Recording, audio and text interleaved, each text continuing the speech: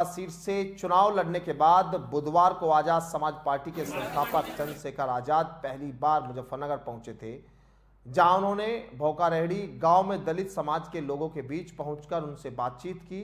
चंद्रशेखर आजाद ने मीडिया से बात करते हुए किसी पार्टी का नाम लिए बगैर कहा कि चुनाव में उनके साथ बड़ा छल हो गया है। चंद्रशेखर आजाद की माने तो हमें ये एहसास था कि हमें चुनाव मिलकर लड़कर भाजपा को रोकना है, लेकिन जो भाजपा को रोकने का बात कर रहे थे उन्होंने ऐसा कुछ कर नहीं कि उल्टा हमें उन्होंने नुकसान पहुंचाने का काम किया। इसलिए पूरी पार्टी को मिलकर पहले नगीना का चुनाव लड़ना पड़ा है।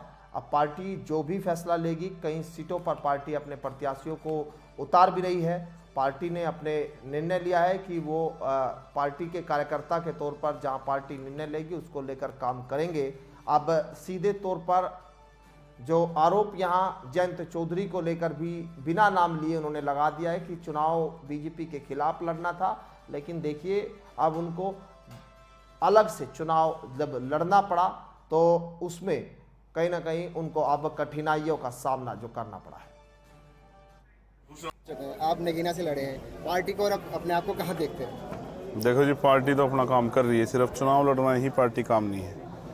जनता के हितों के लिए लड़ना, उनके मुद्दों पर आवाज़ उठाना, पूरे 5 साल संघर्ष करना, ये पार्टी काम है। जनहित के मुद्दों पे सरकार से जवाब मांगना है पार्टी काम है। वो आज़ाद समाज पार्टी भीम आर्मी लंबे समय से कर रही है।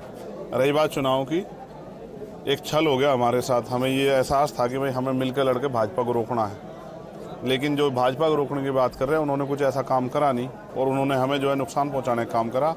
तो पूरी पार्टी को मिलकर पहले नगीना लड़ना पड़ा। अब पार्टी जो भी फैसला लेगी, कई सीटों पे पार्टी प्रत्याशी उतार रही है, पार्टी के अपने निर्णय हैं। मैं तो पार्टी का सामान्य कार्यकर्ता होने का, जहाँ पार्टी ड्यूटी लगी वहाँ जाकर काम करूँगा। लेकिन नगीना जनता ने बहुत प्यार आशीर्वाद दिया है। ऐसा विश्वास है कि नगीना बहुत अच्छे मार्जिन से आजाद समाज पार्टी जीतेगी।